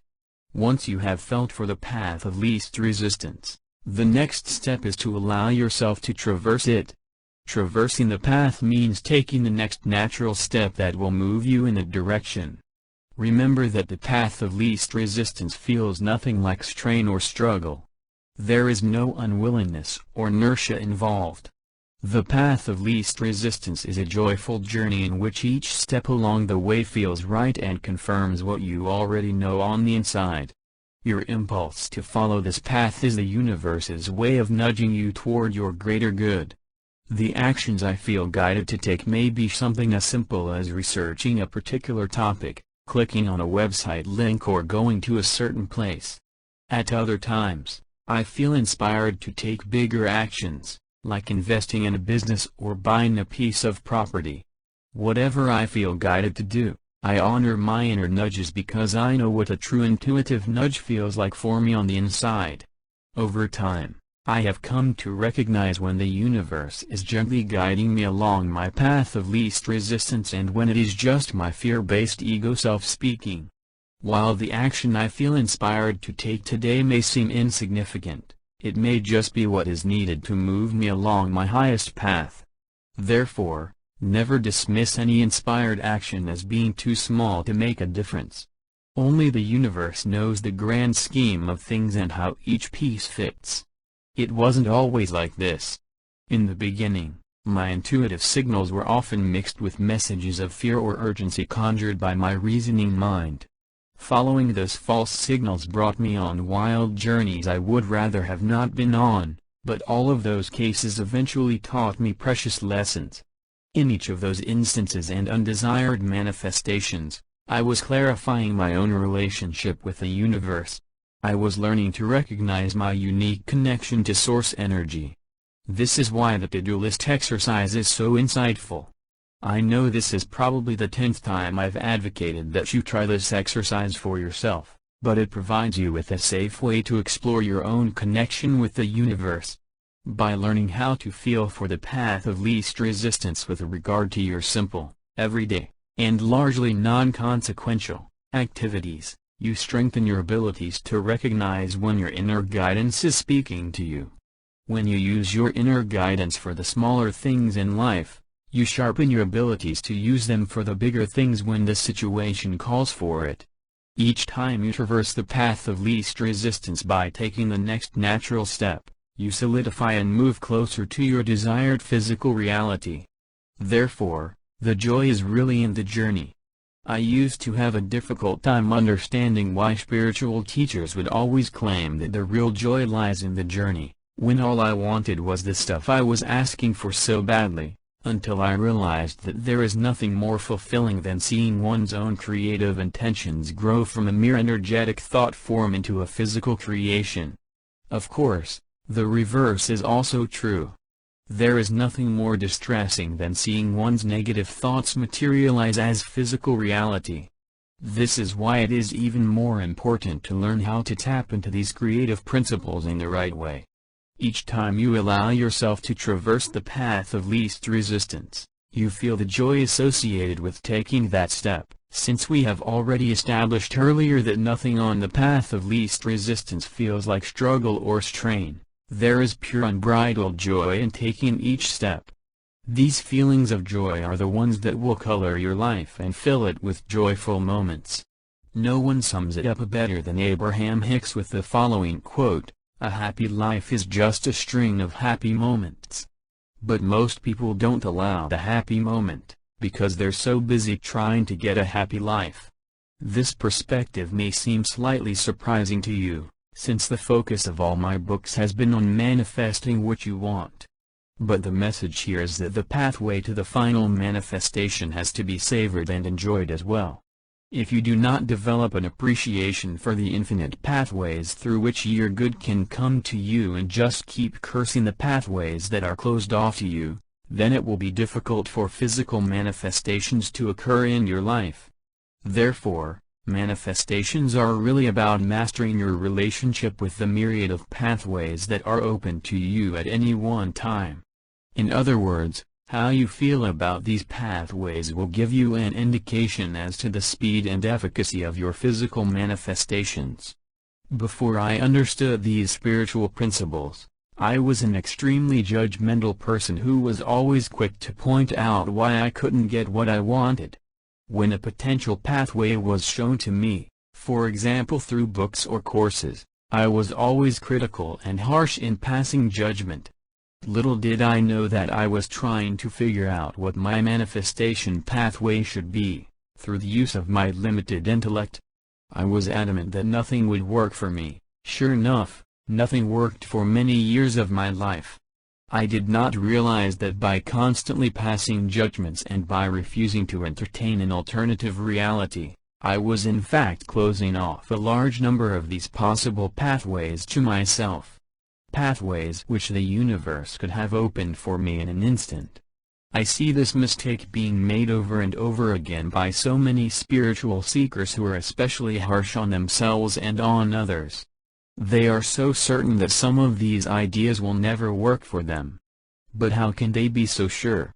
Perhaps the most succinct summary of the art of manifestations is this: there are infinite pathways through which your good can be delivered to you, but you do not know what these pathways are in advance.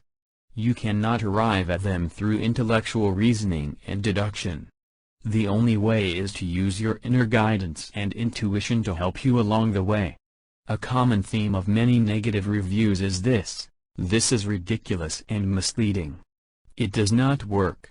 I always find it amusing that a person who has not found a way to make something work criticizes the person who has found a way to get results. While criticism does not change the results obtained by the other person, it keeps us trapped in our own limited thinking and beliefs. This is why I am especially careful nowadays not to fall into this same trap, having fallen into it many times during my early days. When I learn about a new spiritual technique or teaching that seems different to what I am familiar with, My first impulse will often be to dismiss that teaching outright. But wait, what am I really dismissing if the other person has managed to obtain some amazing, replicable results from that practice? My judgments will certainly not change the wonderful experience of the other person. On the contrary, I would be dismissing wonderful opportunities for learning and integrating that knowledge into my own understanding. I've experienced a delightful expansion of my manifestation abilities since adopting this new playful mindset. For example, I once picked up a book about a spiritual healer who could perform plastic surgery using only his bare hands. Skeptics would be tempted to dismiss his accounts outright, but I kept an open mind. I was not interested in performing the same kind of healing for myself, but was more interested in the beliefs he had which allowed him to perform those miraculous acts. In other words, I was looking for insights into his inner state as he performed those healing miracles. By reading the book between the lines, I was able to pick up on the underlying essence of his miraculous abilities and use them in other areas of my life. Had I insisted on developing the very same healing abilities that he did, the ability to perform plastic surgery using only my hands, I would have severely limited my own possibilities. Over the years, I realized that every good spiritual teacher provides clear insights into their inner states and beliefs, rather than to just tell you the physical steps involved in the process and then have you follow them. It is not the physical moves but the inner states and inner beliefs that make all of the difference. What is the inner state in which you should immerse yourself, in order to experience the spontaneous fulfillment of your desires? We have already covered much of them up to this point in the book. First, immerse yourself in the knowledge that an infinite number of manifestation pathways always exist for you, no matter what your situation may be. Second, know that amongst all these pathways, there will be a few which will allow your desires to be delivered to you in the shortest and most direct way possible. These are the paths of least resistance. However, the path of least resistance can never be arrived at through logical deduction or guesswork. You need to follow your heart and use your inner guidance and feeling for these pathways of least resistance. Third, allow yourself to joyfully traverse these pathways once you have identified them. This step happens naturally, since one can't ignore these universal impulses forever. There is no need to deliberately look out for these pathways as you go about your daily life. Instead, your entire focus should be on enjoying each moment of life and taking the path of least resistance in each moment. Always ask yourself, what is the path of least resistance that I can take in this moment? Then relax, and let the answer reveal itself to you in terms of an inner feeling. You'll find that your higher self always knows the answer to this question, and will always be able to guide you intuitively to your path of least resistance in each moment. It is important to remain open to all possibilities. Sometimes, you may find that the path of least resistance is to finally do a piece of work which you have been putting off for the longest time. While your logical mind wishes to procrastinate further, you may receive a clear intuitive nudge that now is the right time for the task. And so you pick up the phone and make the necessary phone calls. I often find that tasks I've been putting off for the longest time are completed with astonishing ease as I am connected to the right people or with the right resources. The universe truly has its own way of making things happen. On other occasions, you may perceive a pressing need to complete an urgent task, but may instead feel that the path of least resistance is to do nothing at all. This is perhaps the most difficult of impulses to follow, since ignoring a tight deadline seems irresponsible by societal standards. But once you strengthen your own unique connection to the universe and know how the path of least resistance feels, you will find that taking this path pays off every single time. Whenever I heed the universe's advice to do nothing despite an urgent deadline around the corner, two things usually happen. The situation may resolve itself without the need for my active intervention, or an even better solution may present itself along the way as I am engaged in another activity. By keeping my focus on my desired outcome and not worrying about how I will get there, I allow the universe, in all of its infinite intelligence, to deliver my desired outcome to me through the shortest possible pathways.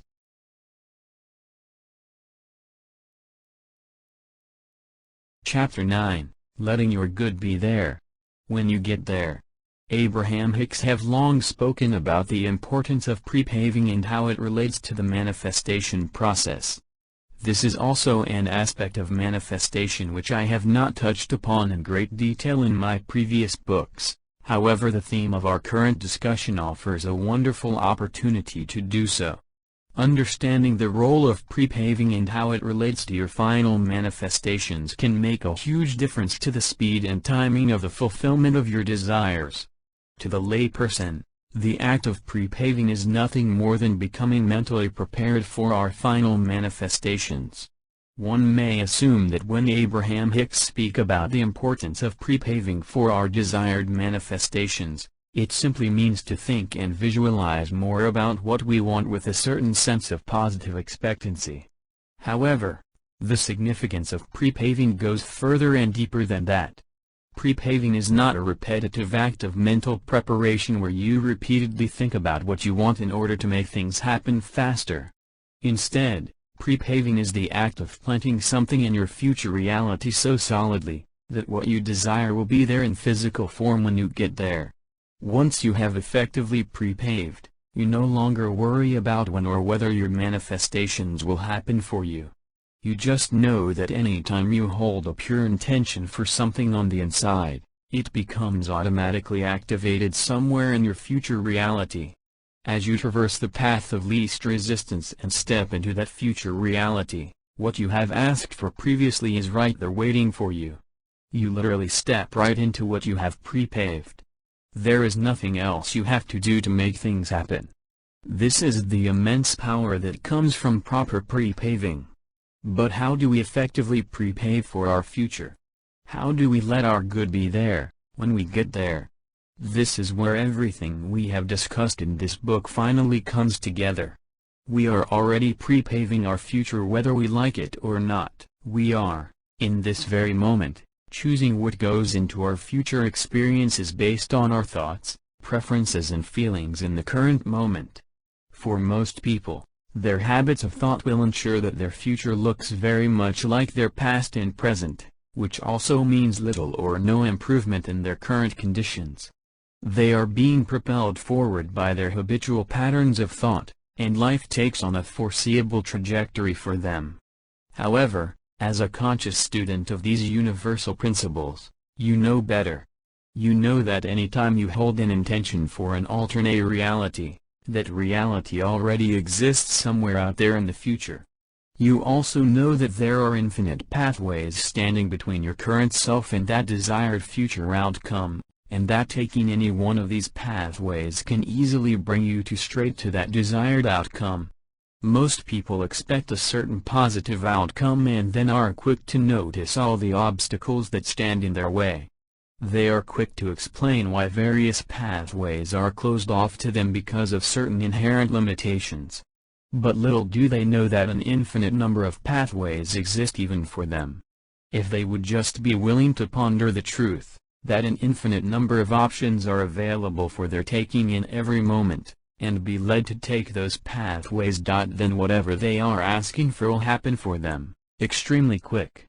Quite simply, we start the pre-paving process by holding our highest desired outcomes in mind and momentarily forgetting about the possible pathways to get there. Since there is an infinite number of pathways, our good has to happen every time we ask. There are unlimited ways to make things happen. This is universal law. This is why spiritual teachers often teach that the universe always answers in the moment that we ask, and that we are always given what we ask for, without exception. Each time we affirm our highest desired outcomes, we solidify future reality. Our pure intentions are more than just thoughts and mental activities on the inside. Our intentions are energetic thought forms that have the ability to influence other thought forms, and hence have the ability to shape the energetic fields, realities, around us. Once you have asked for something, the next step is to sit back and relax, knowing that it is already somewhere out there in your probable future. Now all that is left to do, is to step into that future. You step into that future by choosing, on a moment-to-moment basis, the paths of least resistance that present themselves for you.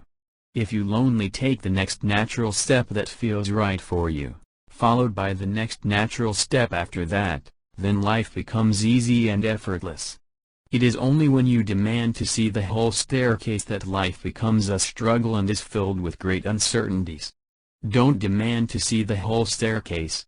Instead, just know that the path is there, and that you are being led to take the next step in divine timing. The whole staircase, or path, cannot possibly be shown to you all at once because the path is open to change in every moment. Think about it like a flowing river. One may be able to chart an imagined path for how water should flow between 2 points, but that path is always subject to change. If a new channel of lesser resistance appears, the water effortlessly changes its course and takes that new path. If an earlier path turns out to be blocked, the water does not stagnate at that spot demanding that the path be unblocked. Instead, the water automatically seeks out a new path of least resistance and masterfully works around any obstacles as they arise. As far as the flowing water is concerned, there are no limitations. Perhaps this is why the Taoist masters like Lao Tzu have developed such a special affinity for water and frequently use it in their analogies. Water is the softest thing, yet it can penetrate mountains and earth. In the same vein, the universe is simultaneously responding to the needs and desires of billions of organisms, each of them with their own preferences and intentions. From its perspective, the universe plays the role of a master coordinator, matching up different individuals with other people, places and circumstances. The universe does so with a sense of precision and ease that is unimaginable from our limited human perspectives. Thankfully, we don't have to fill the universe's shoes. We don't even have to know the mechanics of how the universe does its job. All we need to develop is an appreciation for these universal principles and learn how to live in accordance with them. When I ask for something in my life today, I no longer worry about when it will appear in my reality. Neither do I demand that it shows up immediately in my life. Instead, I know that things I asked for have to happen, so why worry about the timing, making myself unhappy in the meantime? I just ask with the purest of intentions, knowing that there are infinite pathways to make things happen, and then let it go completely. I take great joy in planting these delightful manifestations in my future reality, which often surprise me when I walk right into them. I do this so frequently now that I often forget what I have asked for in the past. It is only with the physical manifestation that I am reminded of the seed which I planted not too long before. Perhaps it is time that you adopt a similar childlike attitude toward your manifestations. Forget whatever you have asked for and ask without any expectations of the past, present or future. Ask with the sure knowledge that things will happen to you, since there are infinite manifestation pathways leading to your good. When you develop such a relationship with your inner self, then the manifestation process becomes fun and easy. Manifestations no longer center upon hit rates or keeping score. I am often amused when individuals share their success rates when using a particular manifestation technique in the hopes of discovering a technique with a higher hit rate. They say things like, using technique A, I have about a 50% success rate as compared to technique B, which gives me a 70% success rate. Why limit yourself in this way? Your success rate is already 100% because the universe answers 100% of the time. You are already getting what you ask for 100% of the time, it's just that you have not traversed some of the paths to those future probable realities yet. So stop believing in the illusion by claiming that things only happen for you half of the time. As a creator at the core of your being, you deserve to have what you ask for 100% of the time, no matter what it is you may be asking for. The question then becomes, Is your inner state conducive to these physical manifestations 100% of the time? Or are you constantly steeped in negative feelings of worry, anger, jealousy, guilt or fear? Are you acting, and more important, feeling, in accordance with how a 100% manifestor should act and feel? It is time to claim your 100% success rate for yourself. The best way is to quit thinking in terms of statistics and hit rates. A more resourceful way to think about your manifestations will be this: all of my intentions are acted upon by the universe. Some have become manifest in my current reality, while others are still in the process of becoming. I treat all of my intentions the same, whether those that are manifest or are not yet manifest. Doesn't this shift make you feel much better instantly? Instead of blaming yourself or feeling resentful about all of the things that have not yet come into your life, develop an appreciation for the things that have happened so far and for the things that are in the process of becoming. This is not just a way to make ourselves feel better. You must know that each time you ask, the universe answers and already knows all possible pathways. Therefore, it is more preposterous to believe that you are ever denied from having something than to believe that you can have everything. Know that your intentions are always coming into form for you and live in accordance with that knowledge by letting the universe show you the path of least resistance out of all the paths that are possible. And don't worry if you miss a particular path or opportunity. There is never just one pathway toward your good. There is always another path, and another path, and another path that awaits you after that. The universe will keep nudging you toward the appropriate path in any situation until you take heed. I started my conscious spiritual journey more than 10 years ago. The first few years of my journey were filled with lack, limitation and suffering because I wasn't aware of the infinite pathways that were available to me. I kept insisting on doing things my own way and traversing the same few pathways which I logically figured out. When there were no visible options in sight, I became negative, resentful and depressed. My stubborn insistence on figuring out a way for myself led to many missed opportunities. But still infinite options continued to be available to me the whole time. The moment I opened my eyes to the true nature of our wonderful universe and saw how I had been working against myself all this while, everything changed. That was when I found my desired good, and my good found me. The best part in all of this? My manifestations became as effortless as merely thinking about them. All the hard work has been taken out of the equation. Now that you understand the principle of infinite manifestation pathways, what should you do next? Perhaps the more appropriate question should be, what should you not do next? Whatever the answer may be, I can't answer it for you. The answer is always right there within yourself. Feel for it and then allow yourself to be carried away by the joy in every moment of life. If you'll just do so for the rest of your life, focusing on one now moment after another, then you'll not only have a long string of happy moments, but also several handfuls of absolutely wondrous manifestations, and even that will be a gross understatement.